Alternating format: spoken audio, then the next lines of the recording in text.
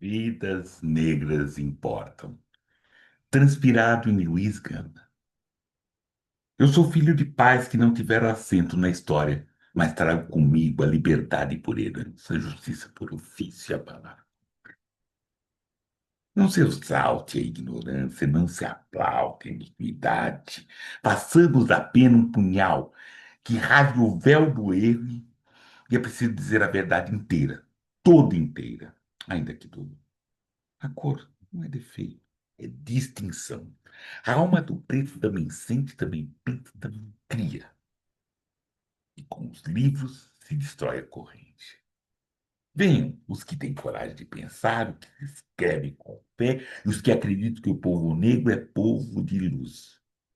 Aqui façamos nossa fala com tinta e alma escura. Salve! Meu nome é Plínio Camilo, eu tenho o prazer de apresentar esse nota de escurecimento especial, Carcará Caramujo, Luiz Gama e Machado de Assis. Para começar, no dia 21 de julho, nasceram os dois pilares da inteligência negro-brasileira, Luiz Gama, em 1830, e Machado de Assis, em 1839. Dois homens negros, dois escritores, dois construtores da palavra e pensamento. Nascido numa terra onde é atravessada pela escravidão, ambos caminharam com suas armas de papel e tinta pelos becos estreitos de uma sociedade que tentou apagá-los. Não é simples coincidência, é sinal que a negritude é semente profunda na formação da cultura brasileira. Gama, filho de uma mulher negra e escravizada, fez da sua linguagem um instrumento de luta, de odor, né? De flor, né? Escritor, abolicionista, rábula, poeta, era um homem que escrevia com a urgência de quem precisava salvar vidas. Machado de Assis, nascido no Morro do Livramento, Rio de Janeiro, olhava o Brasil com olhos de ironia. Em suas crônicas, romances, contos, traçou com precisão as feridas de um país que tentava se pintar de moderno, sem lavar o sangue da senzala. Não há prova que tenham se encontrado, nenhuma carta, nenhum aperto de mão registrado, mas quem diz que os encontros se limitam à matéria? Gama e Assis talvez tenham se cruzado nos murmúrios da tipografia, nas ideias que rodeavam as esquinas da imprensa, na sala discreta dos homens negros livres e letrados. Talvez tenham dividido uma mesa, mas dividiram um tempo, o chão, a necessidade de escrever para desistir. A ausência de registro também fala. O que ela diz é muito. Diz sobre apagamento, diz sobre páginas arrancadas da literatura brasileira, diz sobre escritas de mãos negras, mas esquecida pelos olhos da branquitude. O silêncio entre Gama e Assis não é vazio, é vestígio, é sintoma, e como todo sintoma precisa ser escurecido, precisa ser olhado de frente, com memória e coragem. O professor Eduardo de Assis propõe uma palestra, o Caramujo Carcará, Vozes Negras Anti-Escravagista, uma leitura comparativa entre Luiz Gama e Machado de Assis, dois escritores negros do século XVIII, né, que trilharam caminhos distintos na luta. A trajetória de Luiz Gama é marcada por rupturas, superações de uma inteligência combativa, que se tornou símbolo de uma luta anti-escravagista no Brasil. Nascido livre em Salvador, filho da Luísa Marim, envolvido em revoltas, Sabinado, Tunalês, com um fidalgo português cujo nome ele jamais revelou. Gama foi separado da mãe aos 7 anos, quando ela partiu, né? Ou quando ela foi presa na revolta dos malês e nunca mais a reencontrou. Em 1840, ele, aos 10 anos, foi vendido ilegalmente como escravizado pelo próprio pai, que enfrentava a dívida de jogo. A transação violava a legislação vigente, pois Gama era filho de uma mulher livre, portanto, também livre. Transportado por contrabandistas, né, de Salvador para o Rio de Janeiro, do Rio de Janeiro até São Paulo, foi rejeitado por compradores, por ser baiano estigmatizado como revolto, após as insurreições afro-baianas, malês e tantas outras. Acabou servindo como escravizado doméstico em São Paulo. Aos 17 anos, teve contato com um estudante de direito, Antônio Rodrigues de Padro Júnior, que lhe ensinou a ler. Mais do que ensinar a ler, propiciou que ele lesse. A partir daí, Gama desenvolveu um apreço profundo pela literatura, pela leitura, especialmente de obras jurídicas, filosóficas e literárias. Frequentou como ouvinte, né, a Faculdade de Direito do Lago São Francisco. Estudou com o apoio do conselheiro Francisco de Maria de Souza Furtado Mendonça, cuja biblioteca foi essencial para a formação. Em 1848, Gama requisitou sua liberdade, utilizando documentos que comprovavam sua condição de livre. Alistou-se na Força Pública de São Paulo e, posteriormente, atuou como copista e escrivão. E, mesmo sem diploma, tornou-se advogado provisionado, hábula, autorizado a atuar em causas de primeira instância. Sua prática jurídica foi voltada quase que exclusivamente à libertação de pessoas escravizadas, com base na lei de 1831, que proibia tráfico de africanos e declarava livres os que chegassem ao Brasil após aquela data. Sua atuação na imprensa foi igualmente contundente. Como jornalista, publicou artigos em periódicos Radical Paulistano, Diabo Coxo, Polichinelo, em São Paulo, no Rio e em vários outros lugares, denunciando juízes, senhores de escravos e políticos que sustentavam um sistema escravagista. Os textos, né, do Luiz Gama foram reunidos por Lígia Fonseca em Lições de Resistência e revelam um escritor que dominava a retórica jurídica e a sátira política. Libertou, né, acho que muito mais, 500 pessoas escravizadas, tornando-se o único abolicionista brasileiro que havia sido escravizado e atuava diretamente nos tribunais. Sua trajetória é uma, é uma síntese da luta negra por liberdade, dignidade e justiça. Já Machado de Assis, o Caramujo, por sua vez, adotou estratégia mais sutil e sofisticada, ou, né, compatível com o momento dele. Também negro, também autodidata, né? Em seus contos, por exemplo, como o caso da Vara Virgínia, Machado revela a violência da escravidão por meio da ambiguidade narrativa, da ironia, sem confronto direto. Como mostra o professor Eduardo, né, em seu livro Machado de Assis, Afrodescendente, o autor constrói uma literatura que tensiona os valores da elite branca, sem romper com ela frontalmente, revelando o racismo que existe estrutural, racismo estrutural que é feito por pessoas, né, que é alimentado por pessoas. A atuação de Machado de Assis como funcionário público do Ministério da Agricultura, Comércio e Obras Públicas, especialmente na segunda secção da Diretoria da Agricultura, foi marcada por uma postura crítica e humanista diante da escravidão. Nomeado em 1873 como o primeiro oficial da secção, Machado de Assis esteve diretamente envolvido na aplicação da lei do ventre livre, né, a lei do ventre livre, lembrando que é de 28 de setembro de 1871, que declarava livres os filhos de mulheres escravizadas a partir daquela data. Essa seção era responsável por fiscalizar registros de escravizados, especialmente matrículas obrigatórias exigidas pela lei. Caso o senhor não registrasse o escravizado, ele seria considerado automaticamente livre. Machado de Assis, em parecer oficial, em 1876, afirmou que a lei deveria ser interpretada segundo seu espírito, ou seja, como instrumento de promoção da liberdade. Ele escreveu: convém não esquecer o espírito da lei.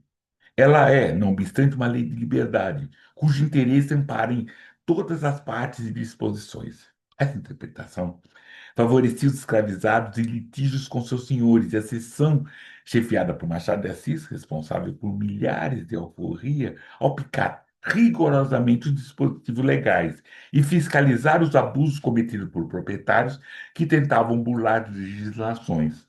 Além disso, como destaca o professor Eduardo de Assis, o escritor atuava como gestor de processo ligado ao Fundo de Emancipação, que destinava recursos para a compra de alforria. Sua atuação contribuiu para a redução do valor dos escravizados, dificultando a especulação, facilitando a libertação, dificultando, portanto, né, o Machado de Assis era um abolicionista, né, com uma militância diferenciada de Luiz Gama. Ambos foram homens de letras, atuaram na imprensa, eram críticos do clero, da aristocracia. Gama se posicionava como militante, enquanto Machado de Assis era estrategista. Duarte sugere que Gama representava o grito, o ataque frontal. Já Machado sussurra a crítica dissimulada. O carcará voa alto e ataca, o caramujo se protege e avança lentamente. Junto suas obras, compõe um mosaico de resistência negra no Brasil oitentista, revelando que há múltiplas formas de insurgência e que a literatura pode ser tanto espada como escudo.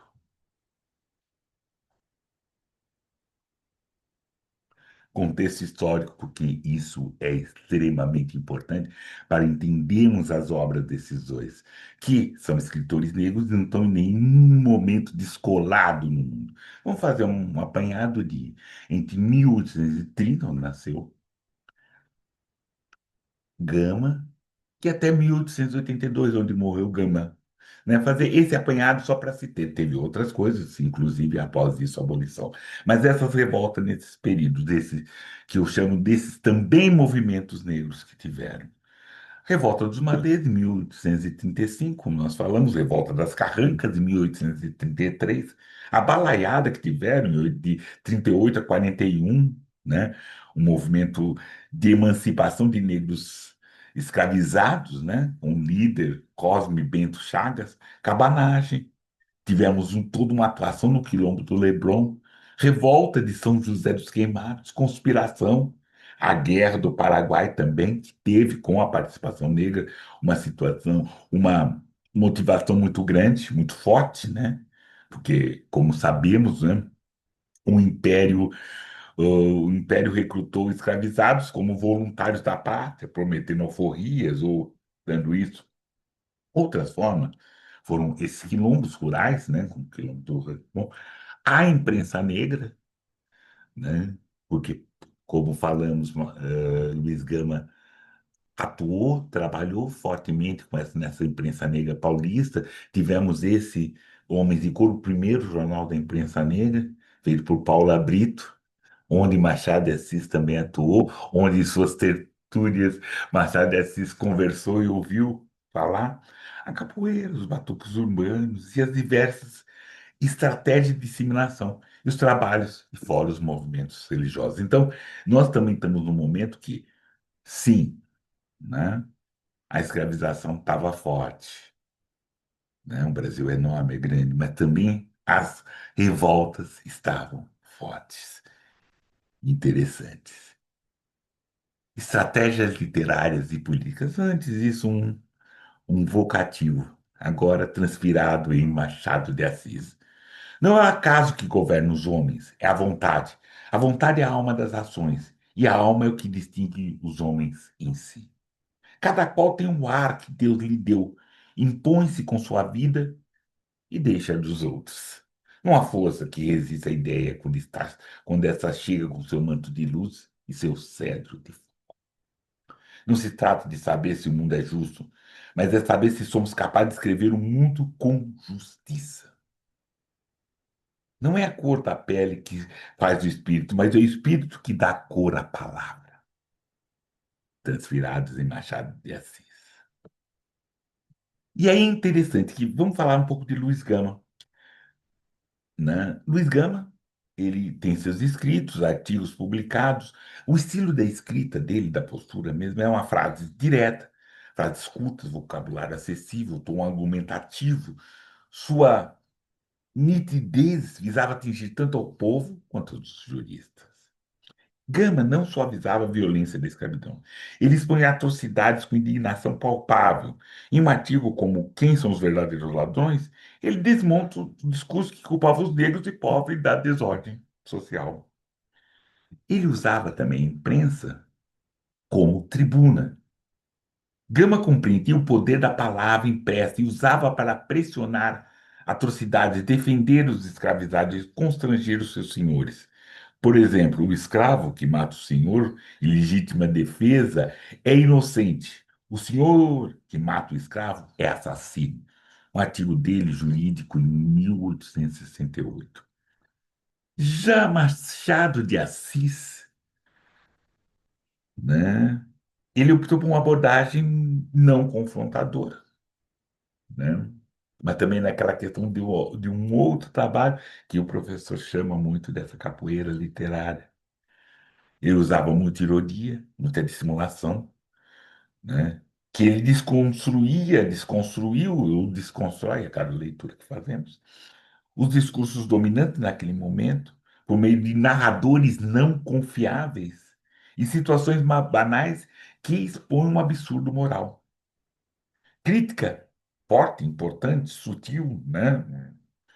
Não, talvez não tão sutil, mas uma crítica importante à escravidão. Nos contos, os romances, os negros quase sempre estão em posição subalterna. Mas a maneira como são tratados revela a hipocrisia dos personagens brancos. Na sua obra, né, Desnudamento da Elite, na sua obra Memórias Póstumas de Brás Cuba, a classe dominante é tratada como fútil, cínica e desprovida de empatia. Um exemplo do texto dessa estratégia que Machado de Assis tem a cada leitura nossa, é no texto O Casal da Vara, que, por exemplo, o narrador relata com naturalidade a entrega de uma vara ao juiz para que esse castigue um menino escravizado, sem demonstrar qualquer dilema moral. A neutralidade expõe o horror. E aí você imaginar, por exemplo, esse texto, né, Caso da Vara, e um texto jurídico assim, no texto do, no texto do Machado, o narrador é neutro, aparentemente neutro, mas um neutro nem shampoo é, que observa o cotidiano com naturalidade. A narrativa é breve, cheia de subentendido. A crítica existe, mas é silenciosa. A crítica existe, mas é silenciosa. Já Gama, ele não quer essa subtilez, ele quer ser direto, ele quer horrorizar, né? Ele quer trabalhar com isso. Sabe que não está sozinho nessa lavoura. Ele também, os dois, cada um sabe que são, é uma contribuição, mas ele cita o direito romano brasileiro para contestar qualquer punição, né? E é importante, né, falar que, segundo o professor, né, que ele fala, voltar a falar dessa questão da capoeira literária que o professor coloca.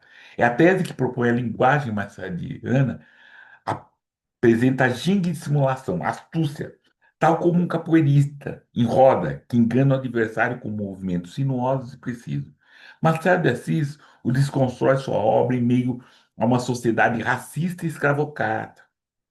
Desenvolveu uma estratégia sutil de crítica que permite ele denunciar sem confrontar diretamente o sistema. Ou permite confrontar e o sistema nem perceber, porque muitas vezes o sistema dominante ele é burro. Para Duarte, essa metáfora não é meramente estética, mas profundamente política e identitária. A capoeira é uma arte afro-brasileira que nasceu como um instrumento de resistência entre os escravizados, com seus movimentos simulados, que parecem dança, que é um momento de dança, executa com graça e muitas vezes escondendo sobre o véu da dança. Essa loja de esconder o ataque na coreografia transporta como um campo de literatura. Machado de Assis se vale de uma poética da dissimulação, utilizando narradores ambíguos, cenas triviais de ironia e expor o absurdo moral. Também uma forma de provocar a reflexão. O que o professor Eduardo propõe é que Machado de Assis ginga com a linguagem, desviando a leitura. E essa ideia é corroborada por diversos outros escritores. Finalizando, interpretar Machado de Assis como um capoeirista da palavra é reconhecer que sua obra não só reflete como encarna uma estratégia de luta e sobrevivência. Sua literatura não grita, mas fere com precisão. E coexistindo com a literatura de Gama, onde uma grita, outra fere, nós temos o trabalho. A luta negra não é única, a luta negra é coletiva. Caso da Vara e esse exemplo. Machado de Assis com seus trabalhos. Escravidão e a representação negra neles dois. Aí é interessante, e aí é revelado essas estratégias que a gente está reforçando desses dois, né? De como era essa escravidão, como aí, né? Muitas vezes, né? Essa exposição é bem interessante, bem para a gente refletir. Gama não apenas usou a lei de 1831, que proibia o tráfico, como base, e segundo Bruno Rodrigues, né, o autor de Luiz Gama contra o Império, não era um rábula de uma nota só, mas um jurista sofisticado que compreendia a multinormatividade do sistema escravagista, novos pontos de vista, como é entendido também, como Luiz Gama, e isso também é bem da representação, como ele é visto, como é vista a literatura negro-brasileira. Ela não é monotemática. Ela traz muitas forças, né? Ela traz muitas coisas. Mas voltando a falar de Gama. A produção normativa da liberdade, Gama entendia que para os negros a liberdade não era um direito garantido, mas algo a ser inventado juridicamente. Ele criava precedentes, reiterava tratados, desafiava a jurisprudência vigente. A crítica ao judiciário, Gama denunciava juízes cúmplices da escravidão, como no caso quem acusou Nabuco de Araújo de ordenar o sequestro de africanos livres. Ação política e pedagógica, ao publicar petições, pareceres nos jornais, Gama transformava o debate jurídico em educação popular. Ele fazia da imprensa um espaço de formação cívica. A escravidão não gera título legítimo de propriedade. A escravidão tem o direito moral e jurídico de se insurgir. O escravizado, desculpa. O escravizado tem o direito moral e jurídico de se insurgir. Já Machado de Assis, né, voltando, já Machado de Assis, ele trabalha, ele combateu a escravidão de uma forma poética da simulação que a gente falou, né? E como ele cria a naturalização da violência em contos como Pai contra Mãe, Caso da Vara, principalmente a naturalização, né, universalização da dor negra. O escravo prudente reproduz aquela clássico que falam que como Machado de Assis tratava os negros, mas é uma estratégia para pensamento. E às vezes é uma leitura rasa que fazemos e não percebemos a profundidade desses dois. E aí nós temos esse Machado, esse Gama, fazendo coisas importantes. E aí é um posicionamento assim. Falar um pouco sobre Gama, a Lígia Fonseca Ferreira fala que Gama demonstrava um profundo conhecimento técnico. Ele trabalhava com muita propriedade todas essas questões negras, esses olhares, a questão da, da literatura jurídica. Ele era um estudioso. E aí ele falava, Gama, que quero que a lei seja de verdade respeitada, dando fora de Belém e Jundiaí, não como um joguete pernicioso, posto que fortuitamente na mão da imbecilidade. Então ele tem esse trabalho, e é bem interessante essa questão de como ele trazendo, né, à luz os procederes, ele não fazia uma questão fla-flu, mas ele mostrava como os juízes colocavam. Isso é importante para falar. Então é importante também que todos leiamos outra vez esse texto, né? Lições de Resistência da Lígia, que é extremamente importante dos dois. Luiz Gama, como encenação jurídica, importante, autobiografia da insurgência. Machado, como escrita de jogo de espelho, de Mandinga, de todas essas. E é isso que eu falo, é isso que eu acho importante, é isso que a gente está trabalhando, desses dois importantes negros.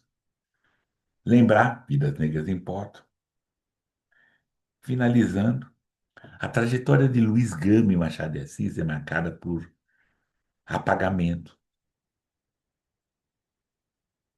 E aí a nossa obrigação é retrabalhar,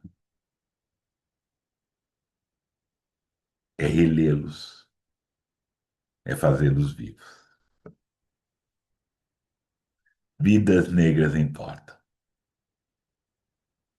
Até.